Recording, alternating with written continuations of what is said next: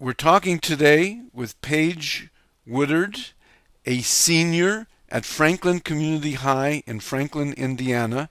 A real treat to finally hear from a student about what we ought to be doing about social media and learning. And I know that you are interested in getting social media into classrooms, and I know that you're taking a student centric class called Innovations. So let's talk about both those things. First of all, why social media in the classroom? What's your argument for it? I believe social media should be integrated into the classroom curriculum because it is a central part in creating networks that are going to bring so many more opportunities to a student than will any classroom or any administrator.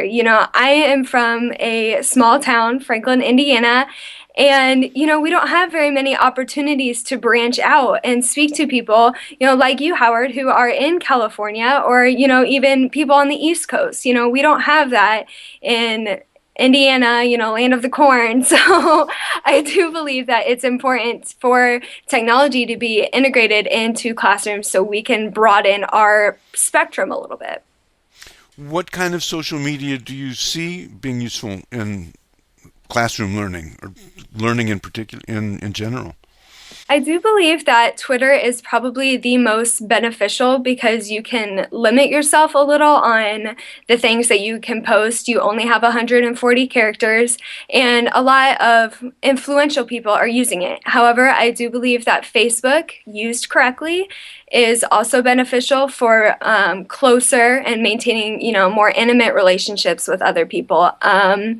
Instagram, too, could be integrated. I'm not particularly sure how. So I focus more on Twitter and Facebook, but I know there are benefits to a lot of different social media networks.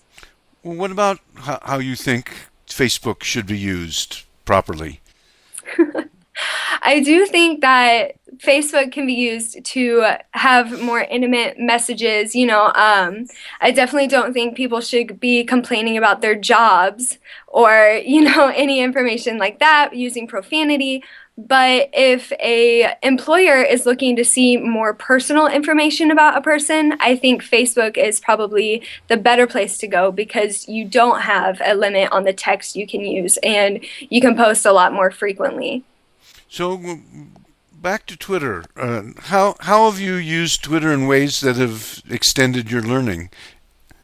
Well, with Twitter, I have definitely utilized my teacher, Mr. Wettrick, first of all, just seeing the people that he's following. And then from that, I have also just looked up people who I think are influential on Twitter and have just contacted them, just tweeted at them like, hey, this is what I'm trying to do, trying to get social media in the curriculum. If you're interested, DM me, email me, maybe we can work something out to where I get a different perspective that maybe I haven't thought of before.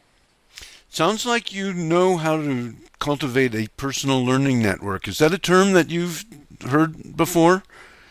I definitely didn't have it in my vocabulary before my innovations class. However, my teacher just pushes that into us and says, we need networking. We need connections because being from Indiana, there's not a lot of opportunities right at our fingertips. So we have to branch out. And Twitter, I think, is the best way to do that.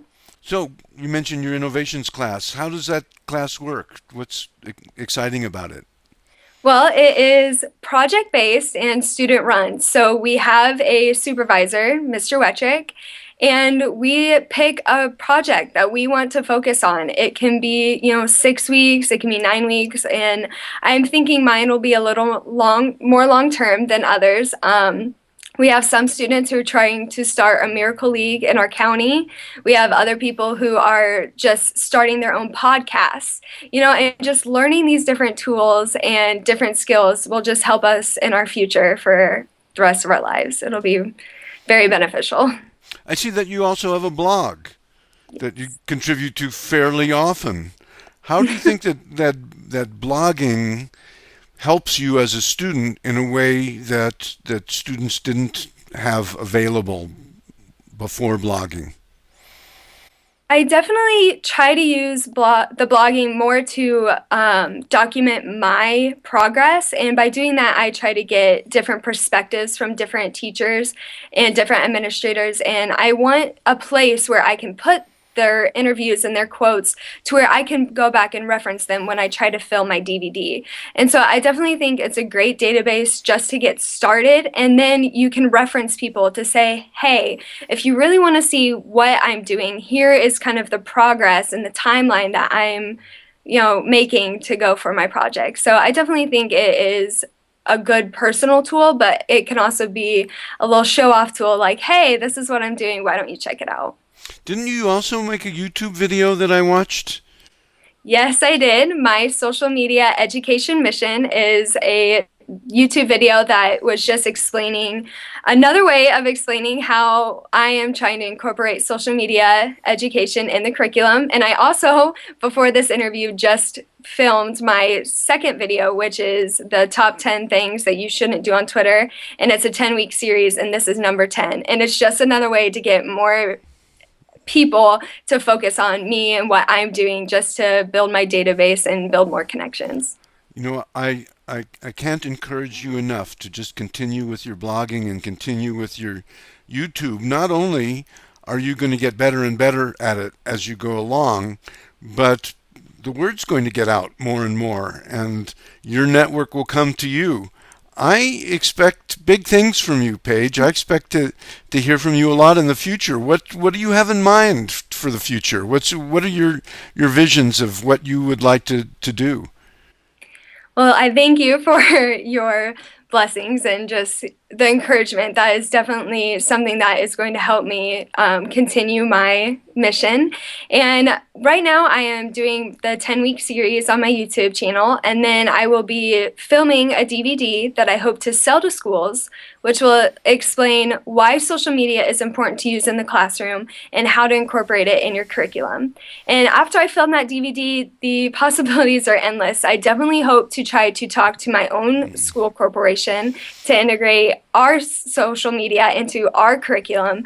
And I hope by doing that, it'll encourage other schools, especially from a small town, to just band together and get technology in the classroom.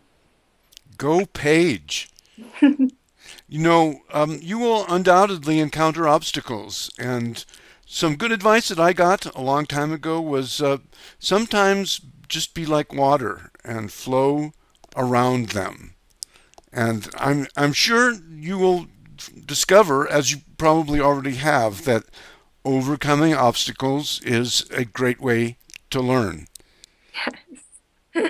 Yes, I have learned that. There are definitely some things that I'm learning along the way. Making my YouTube channel, first of all, I have stage fright and I've never edited a video before, but I am definitely learning along the way, and I do appreciate that advice because it rings true. It is so true. Well, I'll tell you something, Paige. I've spoken hundreds of times all over the world, sometimes to thousands of people, and I still get stage fright. It's just, you know what? It's good energy. It's better than falling asleep before you speak. You just need to turn it into that energy that you put out so well. So stay in touch. Let us know about how the DVD goes, and maybe I will talk to you sometime in the future after you've achieved some of these dreams. I definitely will keep in touch, and I do look forward to our next talk.